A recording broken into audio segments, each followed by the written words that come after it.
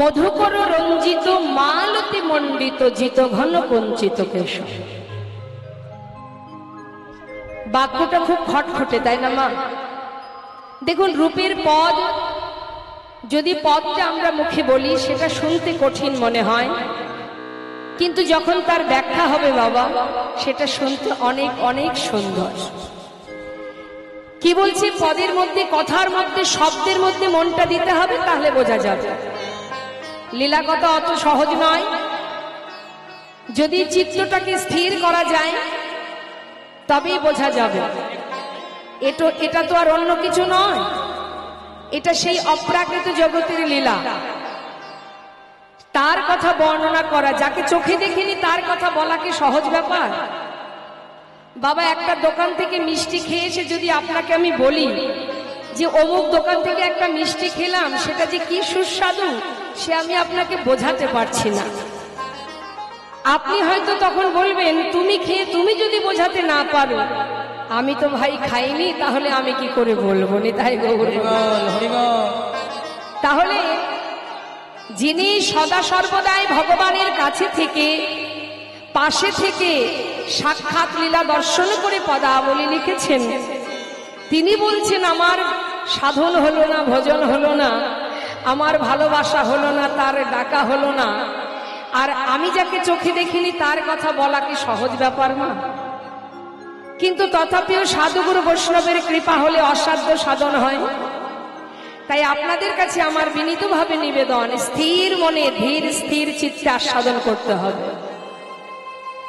শ্রীধাম নবদ্বীপের মাঝে এক নদিয়া নাগরী, যিনি বেলি অবসান কালে সুরধ্বনি গঙ্গায় জল আনতে গিয়ে এক অপরূপ রূপের মানুষ দর্শন করে ঘরে ফিরে এসে আর এক নদিয়া নাগরীকে পাশে ডেকে বলছে, সই জানিস সজনী, আজ আমি বেলি অবসান কালে সুরধ্বনি গঙ্গায় জল আনতে গিয়ে আমি এমন এক রূপের মানুষ দর্শন করে এলাম, সেই রূপের কথা কাকে বলবো আমি বুঝে উঠতে পারছি না।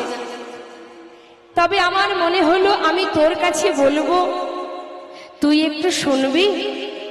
দ্বিতীয় নাগরী মনে মনে ভাবছে, বাবা, যে আমিও তো গিয়েছিলাম জল আনতে, আমিও এক রূপের মানুষ দেখে এসেছি, তাহলে এক কাজ করা যায়, ও আগে বলুক, ওর কথাটা শুনবো, আর আমার দেখাটা এক হয় কি না সেটা মিলিয়ে দেখবো। হরি বল। এখন প্রথম নাগরী বলছে মা, আর দ্বিতীয় নাগরী পাশে বসে বসে শুনছে আর মেলাচ্ছে তার দেখাটা। তো কি বলছে প্রথম নাগরী শুনুন, পদাবলীর দিকে মন দিতে হবে। কি বলছে? মধুকর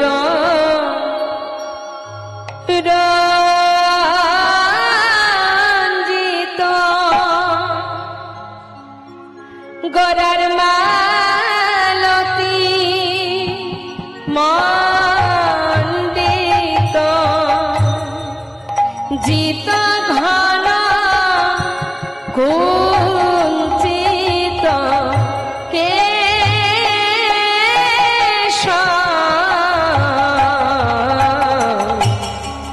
মধুকর রঞ্জিত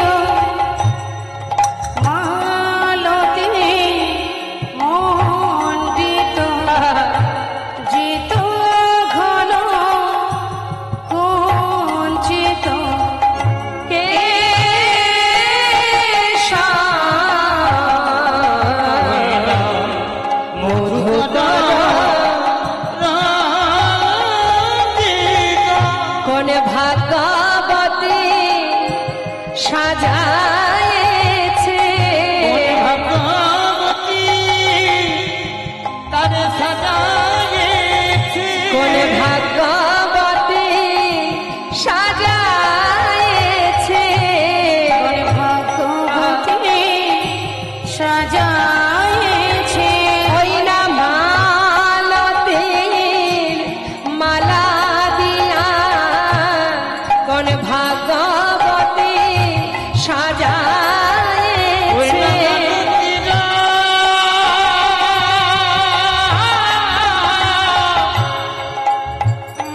দিয়া কোন ভাগ্যবতী সাজায় ওই না মালতীর মালা দিয়া আমার গোরা বন মালিকে মালতীর মালা দিয়া গোরা বনা মালিক মালতীর মালা দিয়া ভাগ্যবতী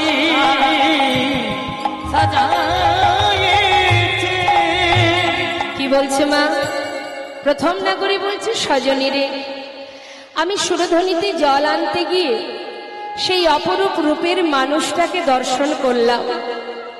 জানিস সজনী, তার কণ্ঠে একটা ফুলের মালা, একটা মালতী ফুলের মালা, মালার উপরে যে ফুলগুলো আছে, মানে যে ফুলের মালা, সেই ফুলের উপরে মধুকর কাকে বলে বাবা? যারা মধু পান করে, মানে কালো ভ্রমর। এই মৌমাছি অর্থাৎ ভ্রমর, তারা ফুলের উপরে বসে এমন ভাবে মধু পান করছে, দেখলে যেন মনে হচ্ছে এটা মালতী ফুলের মালা নয়, মধুকর দ্বারা রঞ্জিত, অর্থাৎ মধুকর দ্বারা গাঁথা এই মালা।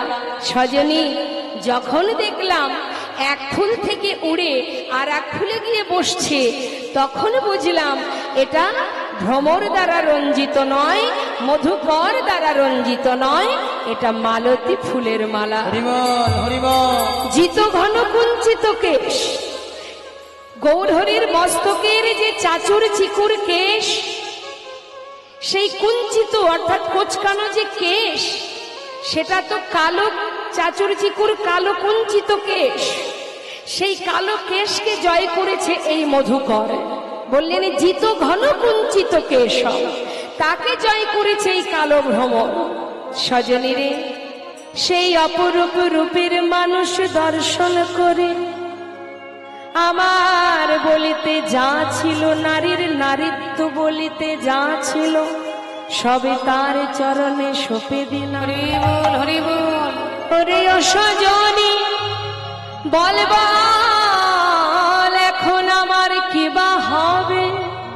সজনী রে, সেই ভুবন ভোলা নগরা রূপে দেখি আমার যে ব্যাধি হলো, বল সজনী রে, কি আর করবো আমি? শুধু তাই নয় রে, আরো কি দেখলাম জানিস? শোন সজনী, আমি দেখলাম, আহা আহা দিলা কবি বিনিন্দিত গোরার শশধর রূপ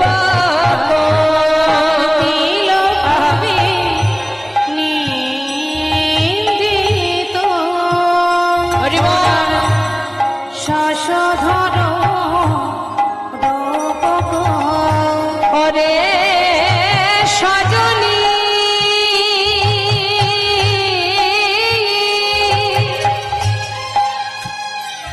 কি বলবো সে রূপে কথা, সজনী রে,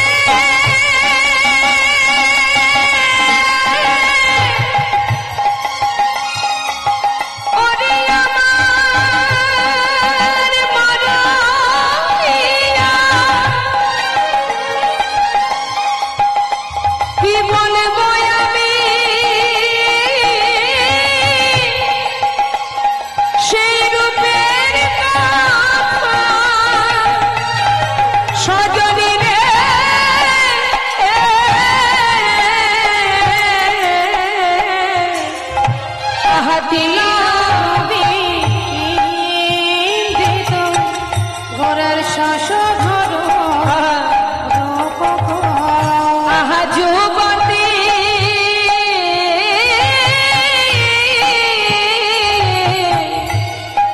মনোহর বেশ, যুবতী মন মনোহর বেশ রজনী রে যুবতী ওই না যুবতী মনোহরা ওই বেশ হরিবল হরিবল ওই না যুবতী মনোহর দেখলাম হরিচন্দনে আহা, সাজায়েছে চন্দনে সাজায়েছে আহা হরিবলা হরিবল ওই বদন খানি দেখলাম হরিচন্দনে সাজায়েছে হরি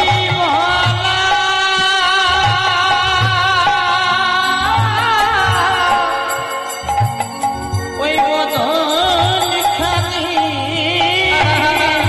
দেখলাম হরি চন্দনে সাজায়েছে ওই না হরিবলা বদন খানি রাধা কৃষ্ণ একাকৃতি বলার বদন খানি ও সেই রাস বিলাসের পরিণতি রাধা কৃষ্ণ ওই একাকৃতি রাস বিলাসী পুরী রাধা হরিবল একাকৃতি আহা হরিচন্দন সাজায়েছে কথাটা কি বললেন বাবা তিলক বিনিন্দিত শশধর রূপক যুবতী মনোহর বেশ সজনী রে তার ললাটে যে তিলক তিলকের মাঝখানে যে সুগোল বিন্দু আর এই যে সুন্দর বদনটা যেন মনে হচ্ছে একটা পূর্ণ চাঁদের উদয় হয়েছে শ্রীধাম নবদ্বীপের মাঝে সুরধ্বনি গঙ্গার তীরে যেন মনে হচ্ছে একটা পূর্ণ চাঁদের উদয় আর যুবতী মনোহর বেশ অর্থাৎ ওই যে রূপ ওই রূপ যে দর্শন করেছে সেই তো ভুলেছে যুবতীর মনোহর সেই রূপ যুবতী জনার মনকে হরণ করে শুধু কি যুবতী জনার মন হরণ করে বাবা শুধু কি তাই মনে হয় যে শুধুমাত্র রমণীর মন হরণ করে না তাকে যে দেখেছে সেই তো ভুলেছে শুধু আমার আপনার মতো হিন্দুর কথা বাদ দিন কত মুসলমান ভক্ত বাবা যারা নিজেকে সঁপেছে গৌরকে দর্শন করে যেমন সম্রাট আকবর নাসির মামুদ আব্দুল করিম চাঁদ কাজী যার সমাধি এখনো আপনারা দেখতে পাবেন মায়াপুরে যদি যান একটু এগিয়ে গেলেই সেই চাঁদ কাজীর সমাধি আছে যার উপরে যে সমাধির উপরে একটা ফুলের গাছ আছে যার নাম কাঠচাপা বৃক্ষ সেখান থেকে প্রতিদিন ওই সমাধির উপরে ফুল পড়ে অর্থাৎ এটা প্রভুর কৃপা সেখান থেকে প্রতিদিন ফুল পড়ে ওই চাঁদ কাজীর সমাধিতে এটা তার আশীর্বাদ তা মাগো আপনারা নিশ্চয়ই শুনেছেন তোমরা কুঞ্জ সাজাও গো এটা কার লেখা একজন মুসলমান ভক্ত কাজী নজরুল ইসলাম তার নিশ্চয়ই অনেক বৈষ্ণবীয় ভজন আপনারা আস্বাদন করেছেন তো এই কাজী নজরুল ইসলামের একটা গান আমি ছোট করে একটু গাইছি শুনুন আমরা সবাই দেখি গোবিন্দ কত কত লীলা করেছেন শুধুমাত্র দাপর যুগে নয় সত্য ত্রেতা দাপর এই যে কলি এই চারটে যুগেই তিনি চারবার এসেছেন কত কত লীলা করেছেন এটা তো শুধুমাত্র তার লীলা বাবা তিনি যুগে যুগে এসে নানাবিধ লীলা করেছেন খেলা করেছেন কিন্তু প্রকৃত তিনি যে খেলছেন সেটা কোথায় গোলক ধামে নিরজনে আপন মনে বসে তিনি খেলা করে যাচ্ছেন আমরা মনে করি জগতে যা কিছু আছে সব আমার ভাবি না মা দেখবেন একটা কথা বাবা যদি আমাদের জীবনে কষ্ট আসে আমরা ভগবানের দিকে হাত তুলে দিই তুমি কষ্ট দিলে বলি না আমাদের জীবনে যদি কোনো আঘাত আসে তখন কি করি ভগবানকে আমরা দোষারোপ করি যদি কোনো ক্ষয়ক্ষতি হয়ে যায় আমাদের জীবনে আমরা বলি তুমি করেছো তুমি কষ্ট দিয়েছো তুমি কেড়ে নিয়েছো তাই না তাহলে জীবনে আঘাত এলে কষ্ট এলে দায়ী কে বাবা ভগবান যখন সংসারে কোনো কিছু উন্নতি হয় বা কোনো ভালো কিছু হয়, তখন আমরা কি বলি? তখন বলে আমি করেছি, আমি করেছি তাই পেয়েছো, এটা আমি না করলে পেতে না। দেখবেন অনেকে বলে এটা আমার দ্বারা হয়েছে বলে আজ এত আনন্দ, এটা আমি করেছি। অর্থাৎ ভালো কিছু করলে আমি করেছি, আর খারাপ কিছু হলে ভগবান দায়ী। এটা তো হয় না। হয় কি? তোমার কর্ম অনুযায়ী তুমি ফল পাচ্ছ, তোমার জীবনের কষ্টটা এটা তার জন্য তুমি দায়ী, অন্য কেউ নয়। জেনে রাখবে, জীবনে তুমি হাজার কষ্ট করে যদি কিছু পাও, জানবে সেটা তার কৃপা, তাই তুমি পেয়েছো। আর হাজার চেষ্টা করে যদি কিছু না পাও, তাহলে জানবে সেটা তার ইচ্ছা। এই দুটো শব্দ মাথায় রাখতে হবে, এই দুটো শব্দ আমাদের জীবনে মনে রাখতে হবে। যা কিছু আমরা পেয়েছি সেটা তার কৃপা, আর যেটা চেষ্টা করেও পাচ্ছি না সেটা হলো তার ইচ্ছা। সে আমাকে দিচ্ছে না কারণ তাতে আমার ভালো হবে না। নিতাই গৌর হরিব। তাই তিনি দিচ্ছেন না, তিনি যেটাই করেন সেটা জীবের মঙ্গলের কারণে। আজ সেই করুণাময় আপন মনে নিরজনে বসে যার সৃষ্টি এই ধরা, যিনি সৃষ্টিকর্তা, যিনি আমাদের সৃষ্টি করেছেন, সেই লয় আর প্রলয়ের মালিক যিনি অনাদির আদি, যিনি বসে বসে নিরজনে খেলা খেলছেন। তাই তো কাজী নজরুল ইসলাম, যিনি বিদ্রোহী কবি, তিনি এই গানটি বেঁধেছিলেন মা আমাদের মতো জীবকে শোষানোর জন্য, বোঝানোর জন্য। খেলিছ এ বিশ্বলয়ে বিরাট শেষ আনমনে খেলিছ এই বিশ্বলয়ে বিরাট শিশু আনমনে খেলিছ।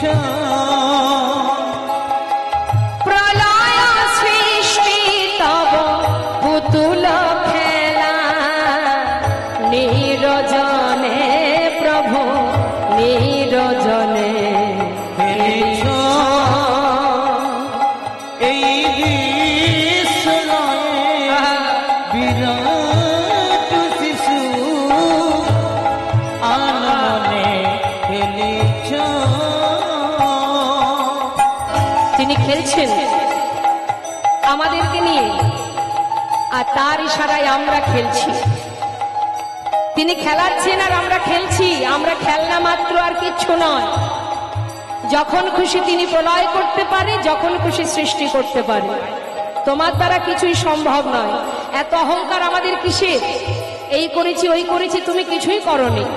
তিনি দিয়েছে তাই তুমি পেয়েছো, কারণ তিনি সর্বেশ্বর, তিনি শ্রেষ্ঠ। তাই বলছে, কোথায় বসে খেলছে জানো? তোমার ধরা ছোঁয়ার বাইরে। হরি বল। কোথায়?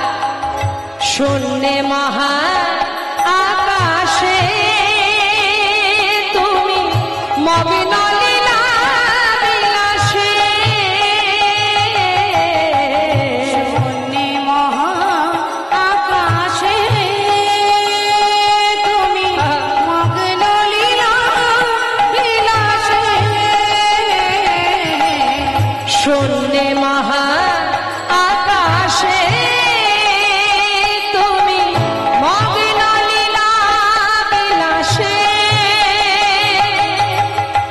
ভাঙিছ গড়িছ নীতি ক্ষণে ক্ষণে, নিরজনে প্রভু নিরজনে খেলিছ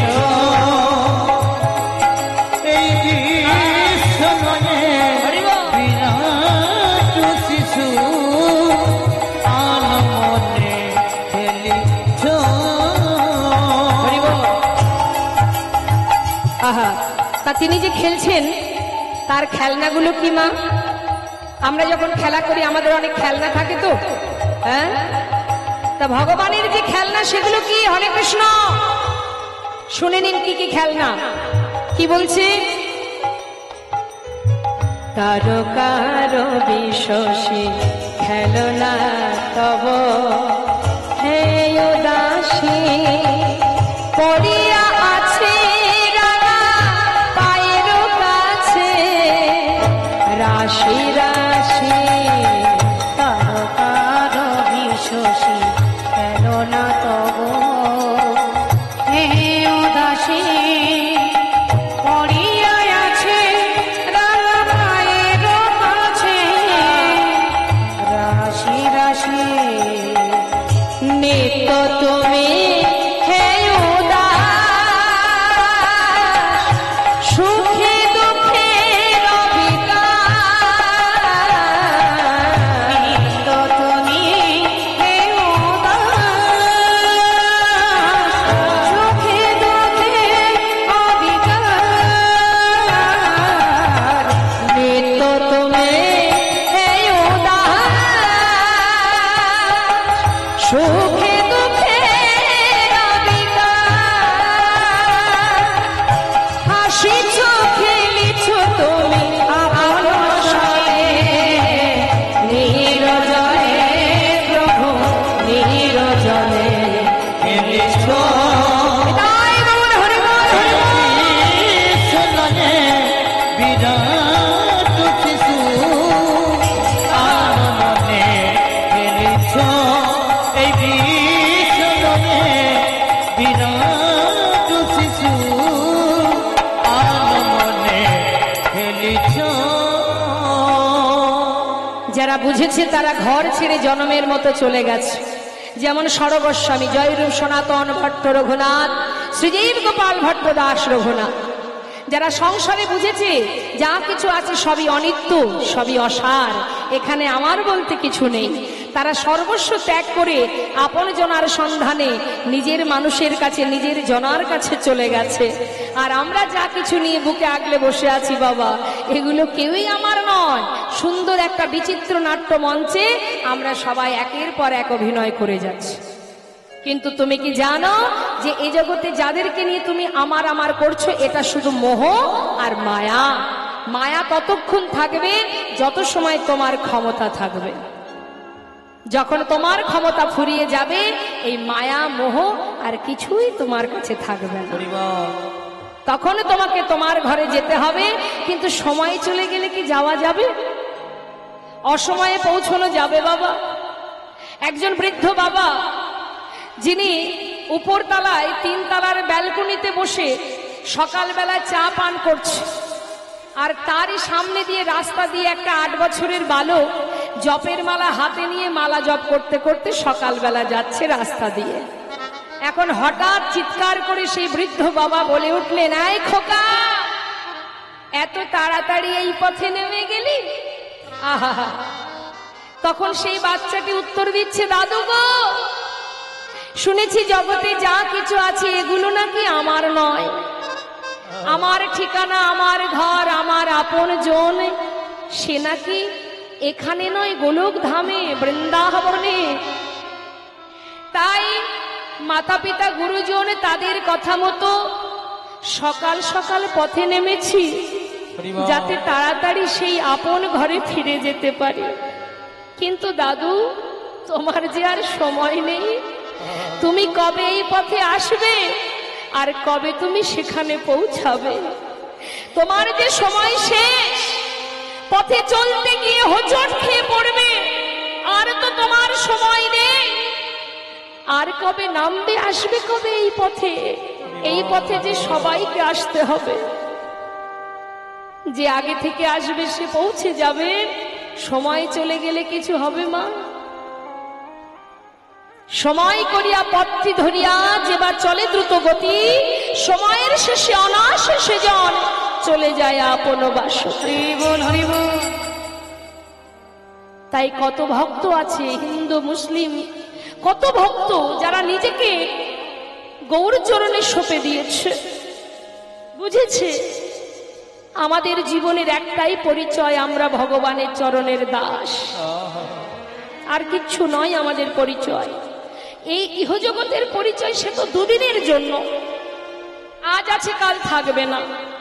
যে পরিচয়টা আমি এখানে আসার পর পেয়েছি, সঙ্গে করে আনিনি, অর্থাৎ যাবার সময় এই পরিচয় এইখানে রেখেই আমাকে ফিরতে হবে। তাহলে আমার ঘর কোথায়, আমার ঠিকানা কোথায়, আমি কোথায়, মাথায় রাখতে হবে বাবা। এই জগতে যা কিছু আছে সবই আমার, কিন্তু আমি কোথায় বলতে পারি? এই যে সুন্দর হরিবাসরে শ্রবণ করছেন, দর্শন করছেন, সাধু সঙ্গ করছেন, এই যে ভক্তি আস্বাদন করছেন, এটাই হলো আপনি, যাকে চোখে দেখা যায় না। এই যে শ্বাস প্রশ্বাস চলছে, এটা হলো আমি, এই দেহটা আমি নই। দেহের মধ্যে কোথায় আপনি আছেন দেখাতে পারবেন? দেখাতে পারবেন দেহের মধ্যে আপনি কোথায় আছেন? পারবেন না দেখাতে। তাহলে আপনি কোথায়? এখানে যা কিছু আছে, এই যে দেহটা, এটা তো আমার। তাহলে এই দেহটাকে পরিচালনা করছে কে? কে চালাচ্ছে দেহটাকে? সে হলো আমি। সেটা এর মধ্যে আছে, যাকে চোখে দেখা যায় না, অনুভব করতে হয়। সেই স্বয়ং চৈতন্য, সেই সাক্ষাৎ, সেই আমি, সেই পরমাত্মা, সেই ভগবান যে এখানে আছে, যার কৃপায় পেয়েছি আমি, সেটা যখন থাকবে না, জগতে আর কিছুই থাকবে না। বাবা, আমরা যে কোনো দৃশ্য আমরা দর্শন করি, একটু মন দেবেন মা, একটু গভীর কথা মন দেবেন। যখন কোনো কিছু আমরা দেখি, দেখি কি দিয়ে? চোখ দিয়ে। অর্থাৎ দর্শন, যা কিছু দেখি সেগুলো হচ্ছে দৃশ্য। দর্শন করছে কে? নয়ন। এ হচ্ছে দ্রষ্টা, অর্থাৎ এ দেখছে। দেখছে কি? দৃশ্য। তাহলে নয়ন কিন্তু যখন তখন একই জায়গায় থাকে? নয়নের দেখাটা, চোখের দেখা বিভিন্ন সময় বিভিন্নভাবে পরিবর্তন হয়। কি একই রকম দেখে কি চোখ? এক এক সময় এটা লাল ফুল, এটা নীল ফুল, এটা হলুদ ফুল, তাই না? অর্থাৎ পরিবর্তন হয়, দেখার পরিবর্তন। তাহলে আমাদের এই দেহটাকে চালনা করছে কে? মন। মনটা আমাদের দেহটাকে চালনা করছে। মন যেদিকে যায়, আমাদের দেহের সমস্ত ইন্দ্রিয়গুলো সেই দিকে যায়। তাই তো মা? ভালো করে শুনবেন। মন কিন্তু স্থির নয়, মন কিন্তু যখন তখন পরিবর্তন হয়। কখনো ভালো চিন্তা, কখনো খারাপ চিন্তা, কখনো কষ্ট, কখনো হাসি, কখনো আনন্দ, তাই না? নানাবিধ চিন্তা মাথার মধ্যে থাকে। তাহলে মনের পরিবর্তন, দেহের পরিবর্তন, আমাদের ইন্দ্রিয়ের পরিবর্তন, দর্শনের পরিবর্তন, সবকিছুর পরিবর্তন আছে, একজনের পরিবর্তন নেই। মনকে চালনা করে কে? আমাদের এই দেহটাকে চালনা করে কে? সে হচ্ছে আমি। আমি, তাকে দেখা যায় না। সে আছে বলে আমার সব কিছু আছে। সে আছে বলে দাঁড়িয়ে আছি, সে আছে বলে দেখতে পাচ্ছি, সে আছে। সেই হচ্ছে সাক্ষাৎ, সেই চৈতন্য, সেই হলো পরমাত্মা, সূক্ষ্ম আত্মা। এই যে শ্বাস, এটাই হলো আমি। তাই আমাদের সময় থাকতে জানতে হবে আমি কে আমার কেন মরে যারে তপত্রয়, ইহানা জানে জীবের কইছে হিত হয়। নিজেকে সঁপে দাও, নিজেকে জানো, তবেই তো তুমি বুঝবে তুম কাহা সে আয়ে হো আর যাওগি কাহা। ইতনা দিল বিচার লো, বাস হো গয়া ভজন। তুমি যেদিন জানতে পারবে যে তুমি কোথা থেকে এসেছো আর তুমি যাবে কোথায়, এটা যখন নিজের কাছে নিজে বুঝতে পারবে, সেই দিন থেকেই তোমার ভজনের পথ পরিষ্কার। তাই গৌর হরি গৌর হরি। তাই আজ নদিয়া নাগরী বলছি, সজনী যুবতী মনোহর বেশ। এই যে অপরূপ রূপ, এই রূপ দর্শন করে শুধু আমি কেন, জগতের কত জীব ভুলেছে। নদিয়ার পথ আলো করে ভক্তগণকে সাথে করে নিয়ে মনের আনন্দে গাইতে গাইতে যাচ্ছে। আমি দেখলাম সজনী, কি দেখলাম জানিস? সুরধ্বনির কিনারায় সোনার নুপুর দিয়া পায়, নাচে না গরি গো সুন্দর গৌরঙ্গরা। হরিবল হরিবল।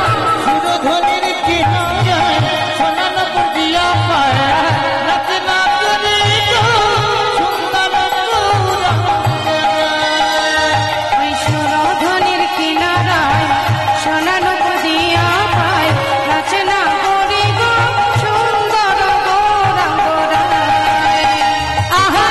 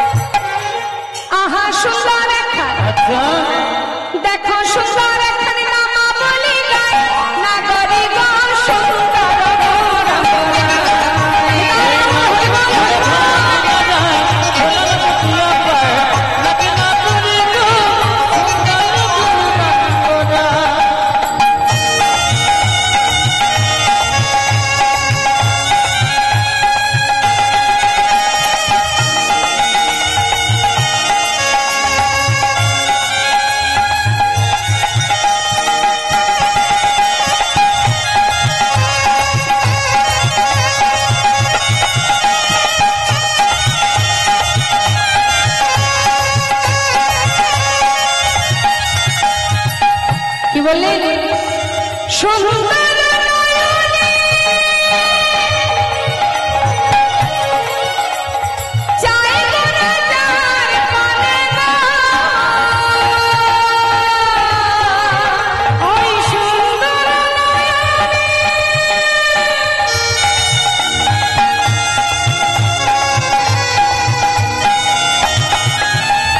চাই মোরা যার পানে না। বলুন দেখি সবাই, এই যে সবাই অধীর আগ্রহ নিয়ে বসে আছেন যার কথা শুধু শ্রবণ করার জন্য, শুনতে শুনতে সাক্ষাৎ যদি তার দর্শন পান তাহলে কি আর ঘরে যেতে পারবেন মা?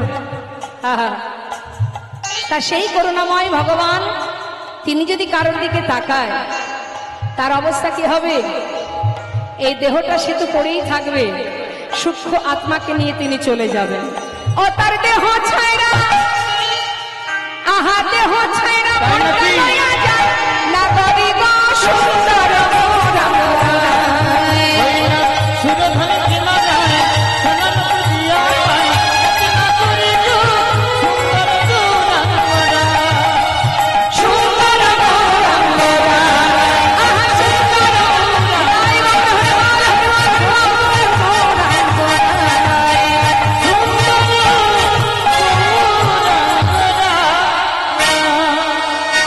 জানিস সজনী, তাকে দেখে তো আমি ভুলেছি, ঘরে যেতে মন আর চাই না রে। কেমন করে বাঁচবো সজনী জানিস না গরি? আরো বলি শোন। কি বলছে বাবা? বলছে আমি দেখলাম নিন্দিত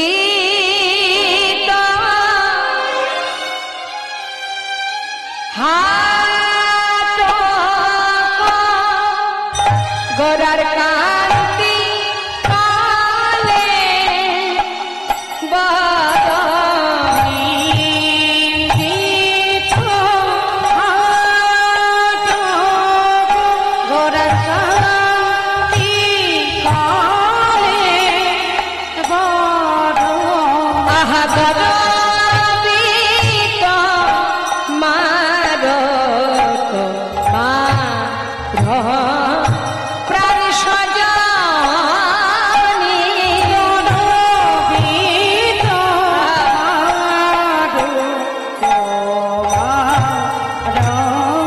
ওরে সজনী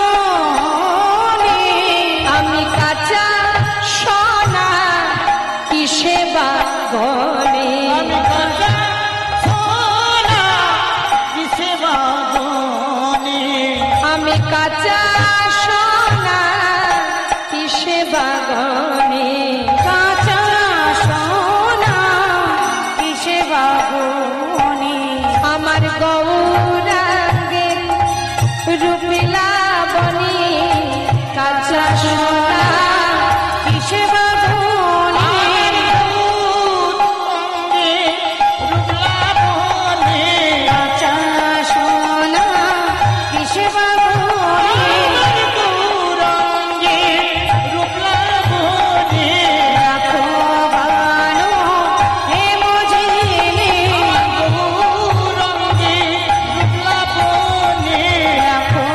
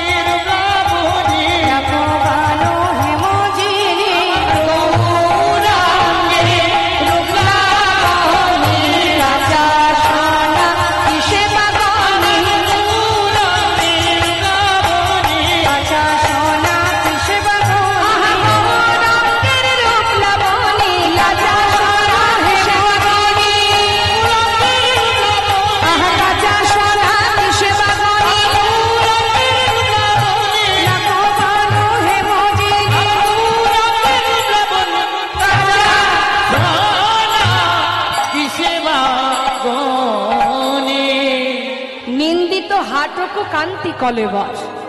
ওমা হাটক মানে কি জানেন? সোনার কত নাম আছে বলুন দেখি। আমাদের ঘরে যদি আমাদের একটা মাত্র সন্তান থাকে, তাদের অনেক নাম দিই না আমরা? হ্যাঁ, কত নাম থাকে।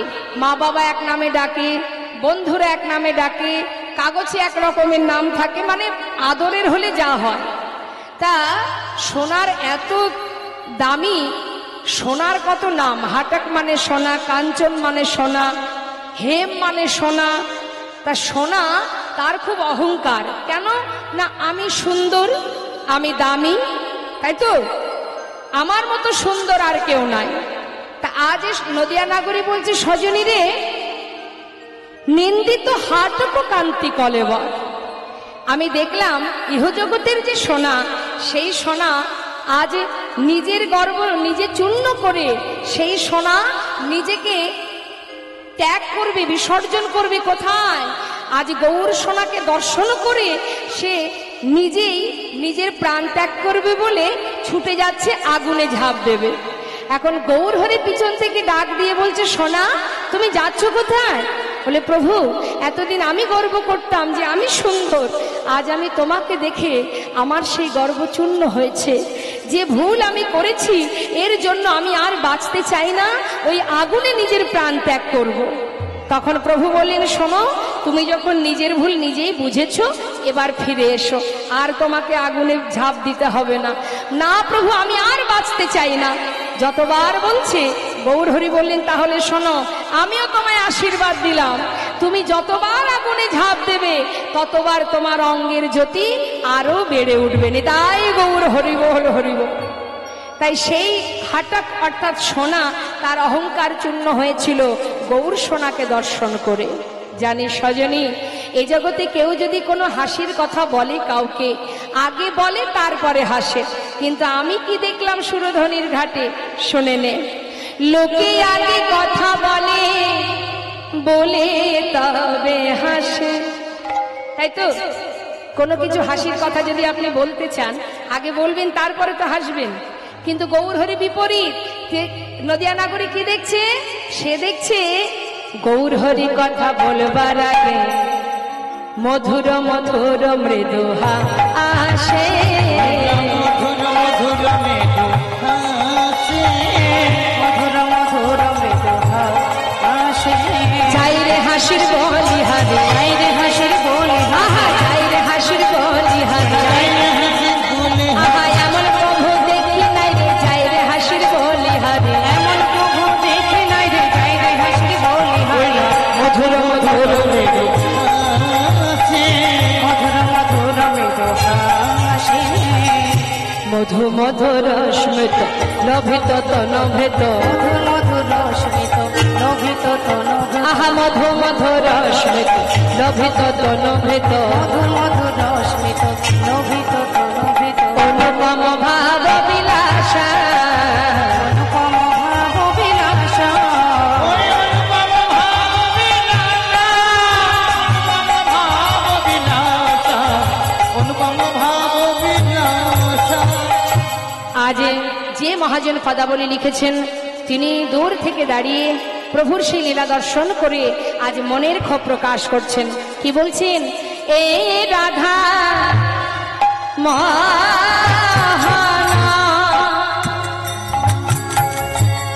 ক্ষোভিত দুরমতি, রাধা মোহন ক্ষোভিত দুরমতি, আহনাম নিরূপম লীলা,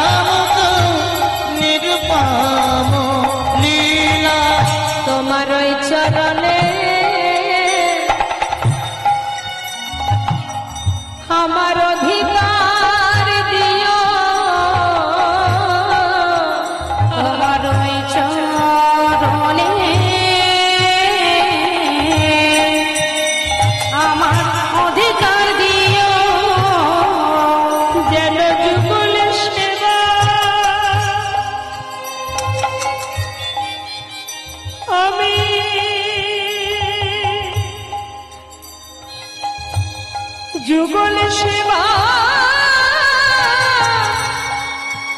আমি করিতে পারি,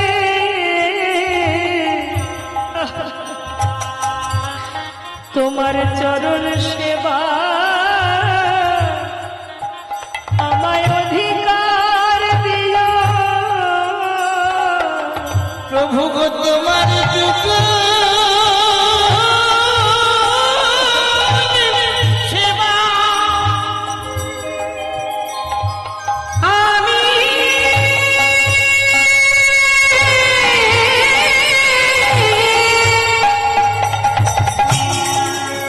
যেন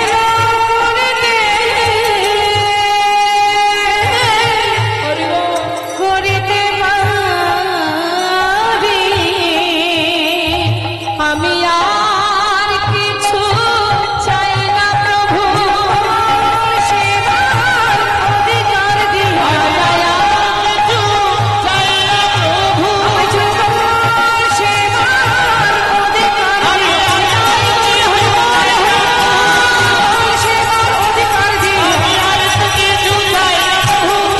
সেবার অধিকার দিও। তোমার ওই চরণে অধিকার দিও। আহা নামক নিরুপম লীলা, ওই নিরুপম লীলা আজ নাম নিরুপম লীলা। মহাজনী পদাবলী দিয়ে আমরা গৌর কথা শ্রবণ করলাম। এবার আমরা সবাই চলে যাব বৃন্দাবনে, মধুর মধুর ভগবানের সেই লীলা সদনে। তা চলুন যাই আমরা সবাই উলুধ্বনি হরিধ্বনি করে বৃন্দাবনের রাজার জয় দিতে দিতে চলে যাব। কে রাজা বৃন্দাবনে মা? জোরে বলুন। রাধে রাধে। তা চলুন আমরা সবাই রাধা নাম গাইতে গাইতে বৃন্দাবনে প্রবেশ করি, তারপরে আমরা রাধানি বদনে ভগবানের মধুর কথা রূপের কথা আস্বাদন করব। দুটি বাহু তুলে নিতাই গৌর হরি বল জয় রাধে শ্যাম রাধে রাধে। রাধে। বৃন্দাবন ধাম আচ্ছা জপে যা রাধে রাধে। সবাই মিলে হাতে তালি দিয়ে একসঙ্গে রাধে শ্যাম রাধে রাধে।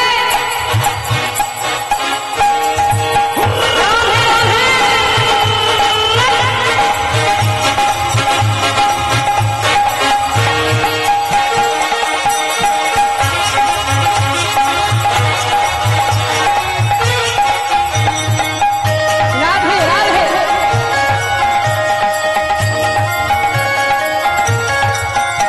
বৃন্দাবন ধাম বৃন্দাবন ধাম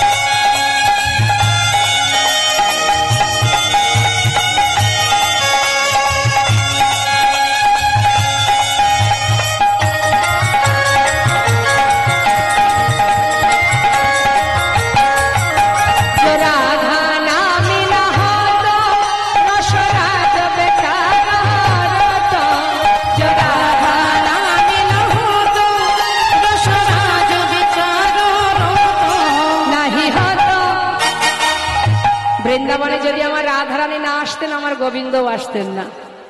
নাহি হত কৃষ্ণ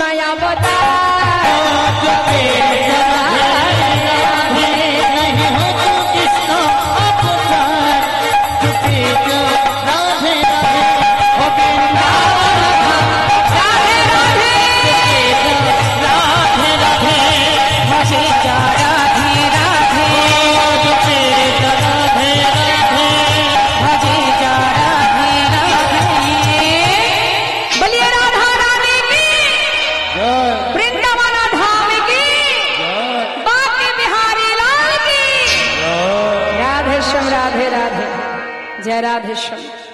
मधुमय श्रीधाम वृंदावन भगवान कृष्णचंद्र आमार तिनी कदम्ब वृक्षेर तले अधरे मुरली निये दाड़िये आछेन। ठीक बेली अवसान काल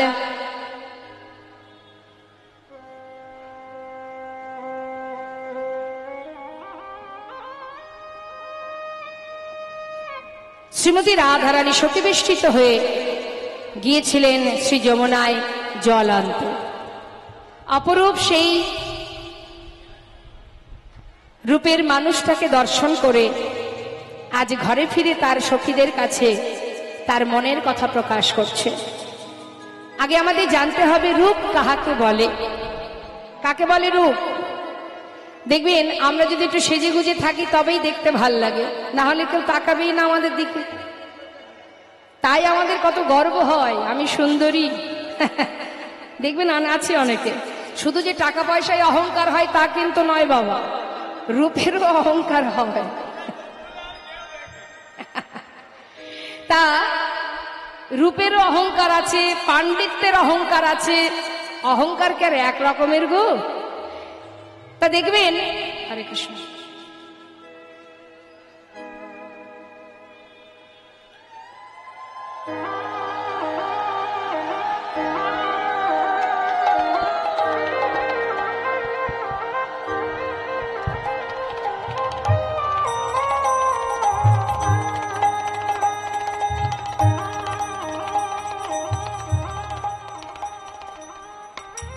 তা আমাদের জানতে হবে মা, আমরা আমাদের রূপ নিয়ে গর্ববোধ করি, কিন্তু এর থেকেও রূপ আরো আছে। সে কে রূপের মানুষটি? রূপ কাহাকে বলে? শাস্ত্রে বললেন অঙ্গন্যা ভূষিতা নেব্র কৈরিষিত ভূষণা বীণা যেন ভাতি তদ্রূপমতি কথ্যতে। অর্থাৎ কোন অঙ্গে, যে অঙ্গে কোনো দামি বসন ভূষণ নেই, দামি কোনো অলংকার নেই, তথাপিও সেই অঙ্গ সেই দেহ সুন্দর হতেও সুন্দরতম দেখায়, সেই তো প্রকৃত রূপ। আমরা সেজে গুজে থাকবো, দামি শাড়ি পরবো, দামি গহনা পরবো, তবে সুন্দর দেখাবে।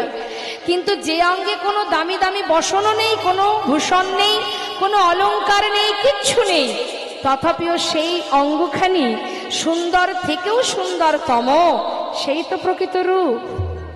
তা আমার রাধারানী যে রূপের কথা বলছে মা, আমরা শুনবো কি বলছে।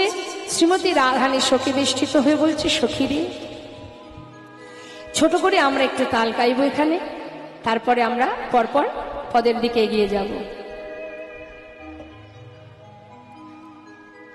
জনেতায় নীল রতন কি নবঘন ঘটা, লখিলে লখল নহে সেনা অঙ্গের ছটা।